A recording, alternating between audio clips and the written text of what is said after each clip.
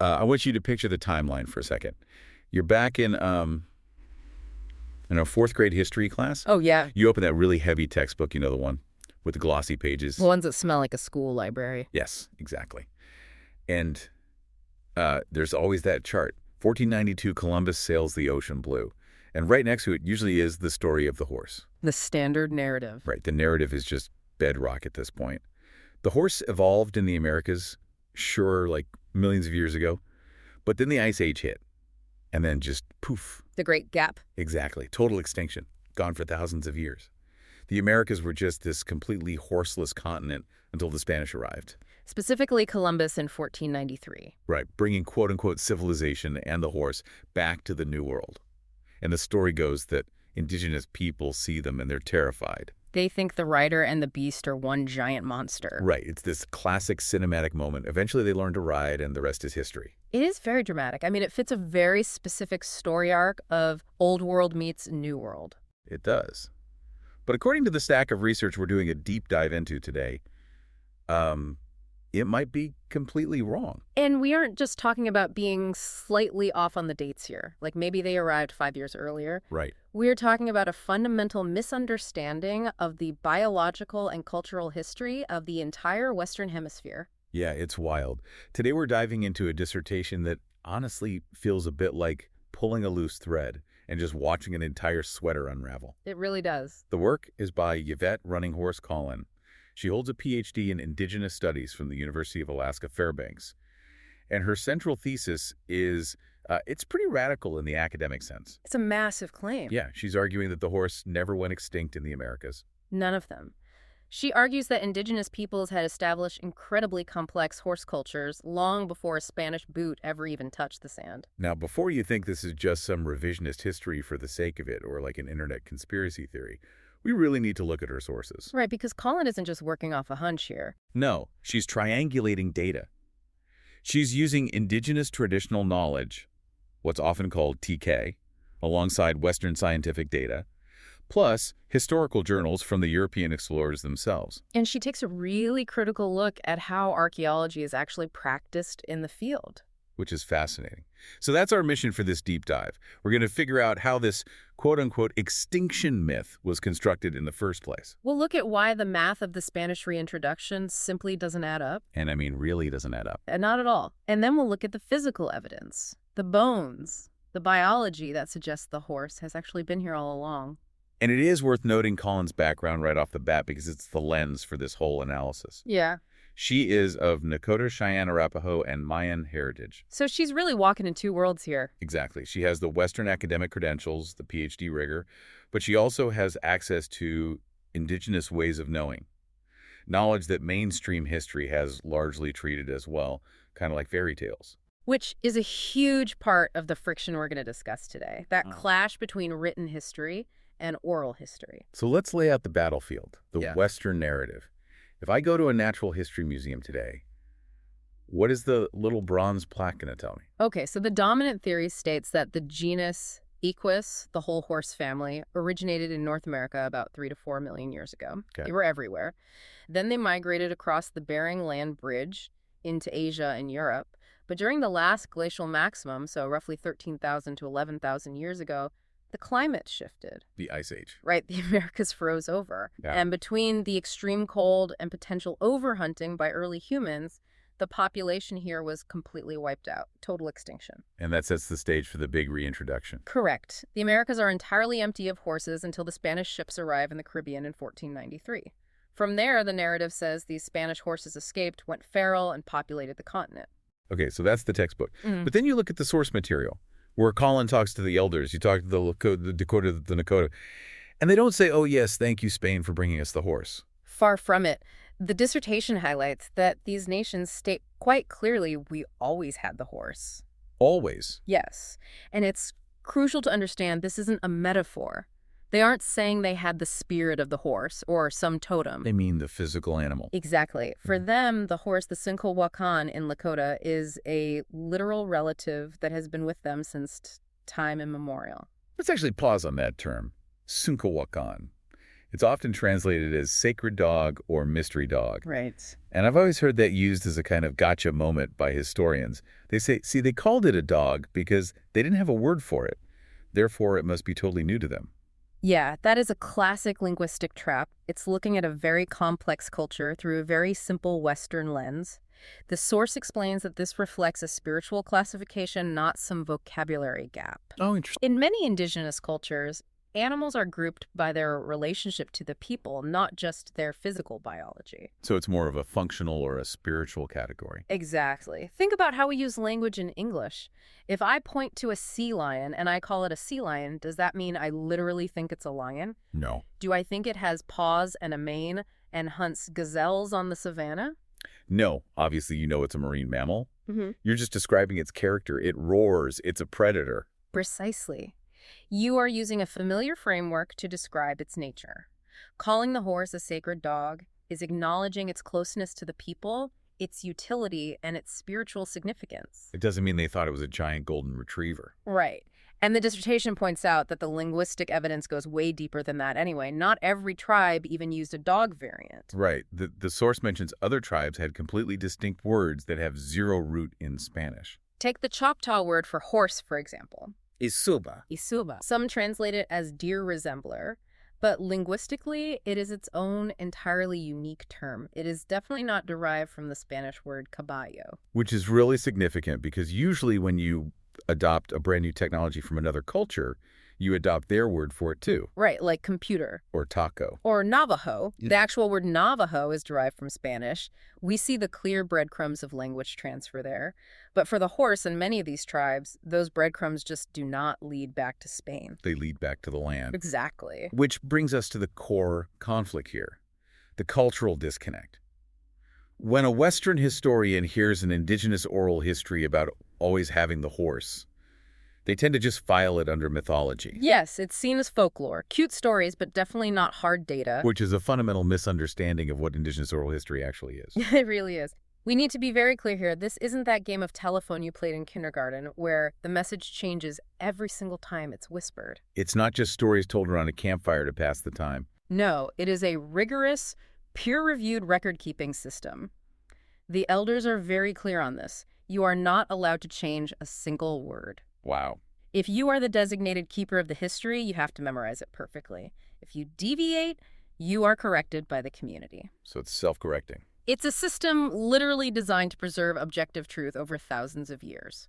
So to just dismiss it as a myth, while accepting a written journal from a highly biased Spanish explorer as absolute fact, well, that's the exact bias this dissertation is trying to dismantle. Okay, so we have this massive clash of narratives. We brought it versus we always had it.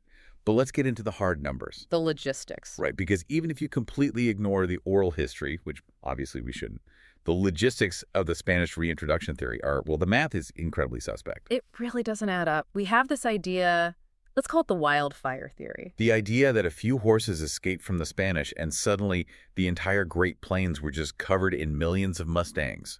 Right, but you have to look at the source population. Where did those first horses actually come from? We are talking about 15th century shipping. This isn't a carnival cruise. Definitely not. These were small wooden vessels violently tossing around in the Atlantic Ocean for months at a time. The source breaks down the actual ship logs, which I found fascinating.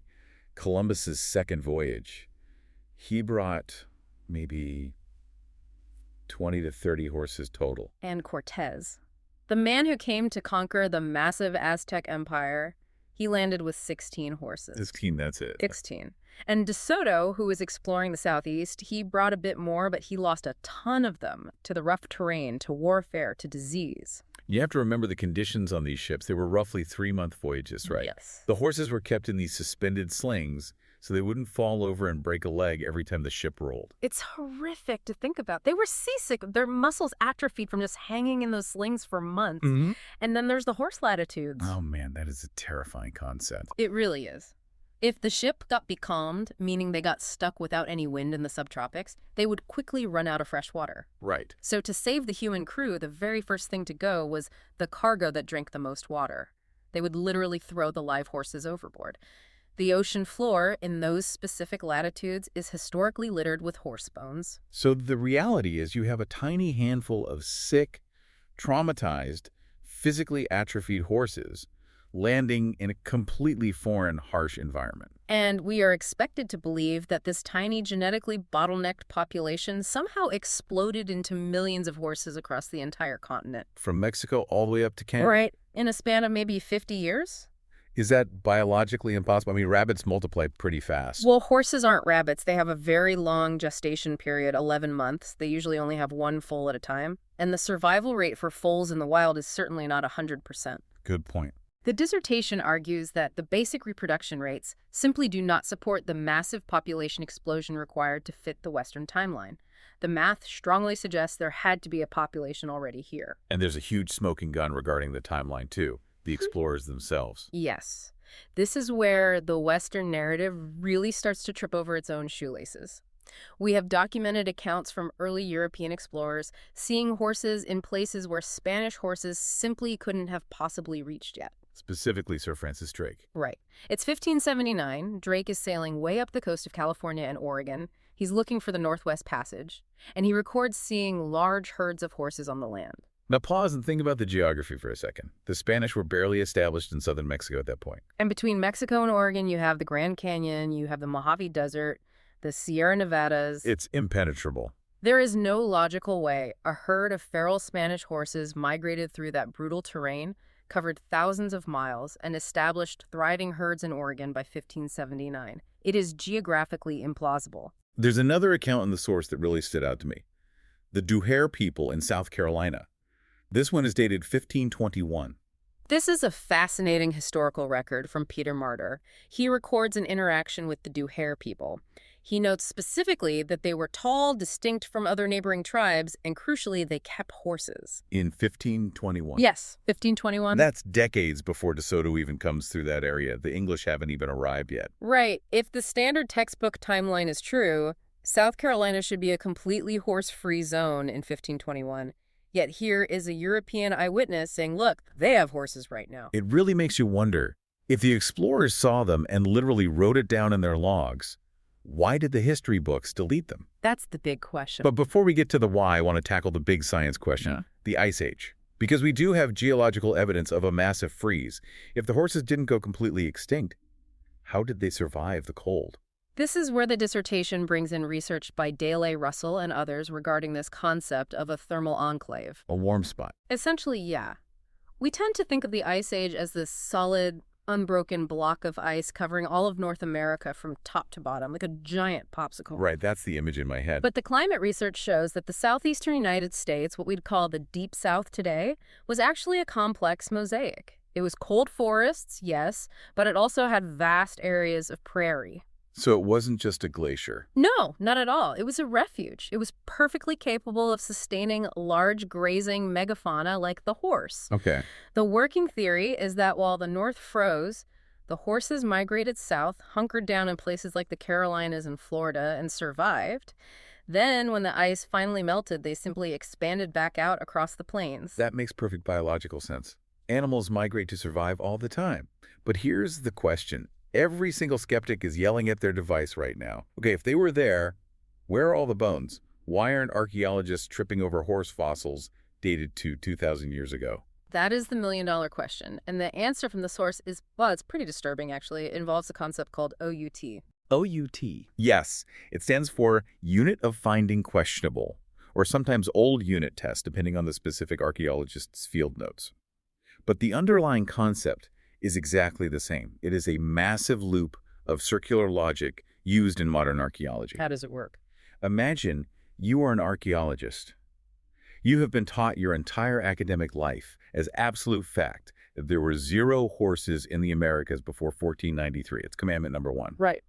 Now you are digging in a pristine layer of soil that is carbon dated strictly to 1000 BC. You find a piece of ancient pottery, some charcoal from a fire and a horse bone. Okay. You catalog the pottery. You catalog the charcoal. But when you look at that horse bone, your brain automatically says that's impossible. Because the textbook says they were completely extinct. Exactly. So you just assume it must be a modern intrusion. Yeah. You assume a gopher dug a deep hole and dropped a modern farm horse bone down into your ancient layer. Or maybe the soil shifted in an earthquake. So you just throw it out. You label it intrusive and you discard it. You literally throw away the physical data because it doesn't fit the pre-established theory. Wow. It's not a malicious conspiracy in the sense that scientists in a smoky room are trying to hide the truth. It's that their rigid paradigm simply won't allow them to see the truth right in front of them.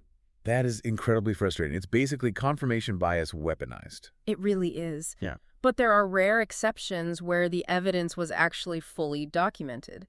The source mentions the Lolton Cave in the Yucatan down in Mexico. What did they find there? They found horse bones deep in the soil layers, right alongside human ceramics and charcoal, dating to roughly 1800 BC. 1800 BC. That is thousands of years before Columbus. Yes, but because it directly contradicts the standard textbook. It just gets sidelined. Exactly. It gets treated as an unexplained anomaly rather than hard evidence. The unit of analysis is fundamentally flawed because the bias determines the result before the physical evidence is even properly examined. I want to shift gears a bit here, because we're not just talking about bones and carbon dates. We're talking about an entire culture. If indigenous people, quote unquote, always had the horse, that completely changes how we view their historical society. Absolutely. It implies a deep relationship that goes way beyond just, oh, I found this wild animal today and now I'm going to ride it. And that's a central point Collin makes in the dissertation. The connection was genetic, medicinal, and deeply spiritual. Let's look at husbandry, for example, animal breeding.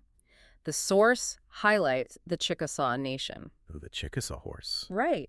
Early English travelers, and you have to remember the English and the Spanish were bitter rivals, so the English had absolutely no reason to hype up Spanish horses.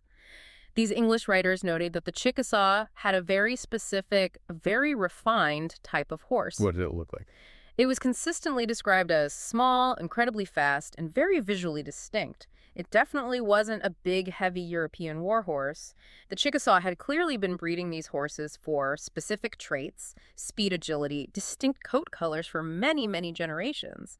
And basic genetics tells you that you don't get a highly specialized, distinct animal breed from a few random feral runaways in just a couple of decades. Exactly. To develop a true breed takes a lot of time. It takes careful selection. It takes intentionally culling the herd over centuries. You don't get a Chihuahua from a wild wolf in one single generation. Right?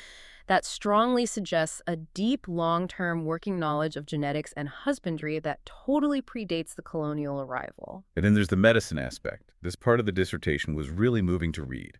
The author actually shares a very personal story about horse medicine. She does. She speaks openly about recovering from a violent assault, a very severe traumatic event in her life, and actively using the spiritual connection with horses to heal from it. She refers to it as horse medicine. And reading the source, it's clear this isn't just petting a cute pony makes me feel nice. No, it's a highly specific cultural and spiritual protocol. The argument Collin is making here is that this medical practice is so complex, so deeply ingrained in the ceremony and the psyche of the people that it couldn't possibly have been slapped together in just a few short years after seeing a conquistador ride by. It's deep, ancient knowledge. Right. It suggests the horse wasn't just a utility tool to them like a European metal pot or a musket that they traded for. It was a respected relative. And that profound relationship is actually etched into the landscape itself. The source discusses ancient place names. There are historical indigenous maps and oral geographies that mention landmarks like river where there is a horse path. Oh, wow. And these specific names date back to times that completely challenge the colonial arrival timeline. If the ancient geography is literally named after the horse was already a permanent part of their world. So let's recap the case we've built so far. We have the strict oral history saying we always had them. We have the hard math of the Spanish ships saying millions of wild horses couldn't possibly come from 20 sick animals. We have European explorers seeing them fully established in 1521. We have the thermal enclave theory scientifically explaining their Ice Age survival. And we have the sheer cultural depth of breeding and medicine, all of it pointing to one thing. The horse was already here. The evidence is overwhelming when you actually put it all together. So the biggest question is why? Why was this history so thoroughly suppressed? Why are we still taught the extinction myth as absolute unquestionable fact in basically every single school in America? This is where we have to take a hard look at the colonial mindset. Because this suppression wasn't just an accident, it was a calculated narrative weapon. A weapon? How so? Think about what the horse represented in European society in the 1500s. Knights, nobility, military power. Exactly. Civilization. owning a horse, knowing how to ride properly, that was the ultimate mark of a civilized man. Now imagine you are a European colonizer coming to take vast amounts of land. You desperately need a legal and a moral justification to do that. Right. You need to categorize the indigenous people you are conquering as primitive, as mere savages, as essentially just part of the wild nature that you are mandated to tame. But if they already have horses? If they have massive herds of horses and distinct specialized breeds and complex animal husbandry, well, then they are a civilized sovereign power. They are your peers. Which completely ruins the justification. Exactly. That makes it infinitely harder to legally and morally justify taking their land under things like the doctrine of discovery. So the narrative conveniently becomes they had absolutely nothing. They were just walking around. We European colonizers brought them the horse. We brought them civilization itself. It denies them their true history in order to deny them their political sovereignty. It's a way of saying you didn't manage or own this land, you were just passively existing on it. We are the true managers. That is incredibly dark, but functionally effective. Devastatingly effective. Yeah. And then on top of the narrative, you have the active legal suppression of the culture. The source goes into detail about the Code of Indian Offenses and the brutal residential school system. These were the government schools where indigenous children were forcibly taken from their families to be culturally assimilated right. Yes. And in those strict school speaking, your native language was a punishable offense. Sharing your oral history was strictly forbidden. The overarching goal was to completely sever the link between the older generations and the youth. Because if you stop the elders from telling the true history of the horse to the children within just 1 or 2 generations, that history is functionally gone. Or, as we discussed earlier, it gets watered down and categorized by outsiders as just a myth. It's a deliberate, intentional breaking of the chain. You control the past, you control the present. And that is exactly why this specific dissertation is so incredibly important today. It's not just about animal biology or ancient paleontology. It's about fundamentally decolonizing history. Giving agency back. Yes, it's about indigenous scholars saying our historical records are valid, our scientific observations are valid, we were always here, and our animal relatives were always here with us. So where do we go from here with this information? Does the dissertation offer a concrete path forward to scientifically prove this once and for all? The author actually puts a lot of hope in modern genetic technology, specifically advanced DNA testing. But, and this is a massive vital disclaimer, the testing has to be completely unbiased. Right, because as I understand it, early DNA studies on horses often just used the modern Spanish horse as the ultimate baseline for comparison. Exactly. If you start with the rigid assumption that all horses in the Americas must be Spanish, and then you compare an ancient bone to a Spanish horse, you will inevitably interpret the data to fit that expected similarity. You see exactly what you look for. Confirmation bias again. So Collin is calling for true equal collaboration between Western geneticists and indigenous custodians of these animals. What would that collaboration actually look like in practice? We need to carefully sequence the genomes of ancient horse fossils found here in the Americas, specifically those ones that keep getting thrown OUT by archaeologists, and compare them directly to the distinct indigenous pony breeds that we still have today. Okay, I see. If we can isolate a specific genetic marker that exists in both the ancient bones and the modern indigenous pony, but does not exist in the Spanish horse, well, that is the undeniable smoking gun. It really feels like we are right on the edge of a massive rewrite of American history. We really are. And I think it perfectly shows the immense value of listening to multiple diverse sources of truth. The indigenous oral history told us the exact answer centuries ago. Western science is just now finally catching up to the quote-unquote myth. It really makes you think. Yeah. We started this deep dive with a solid fact from a childhood textbook that turned out to be completely open for debate. If the history of the horse, an animal that is basically the defining symbol of the American West, has been so stirrily rewritten to fit a colonial narrative, what else is wrong? That is the question that keeps you up at night, isn't it? What other so-called myths are actually true histories, just waiting to be uncovered? Definitely something for you to chew on the next time you pass a bronze statue of a conquistador sitting on a horse. That's it for this deep dive. Thanks for listening.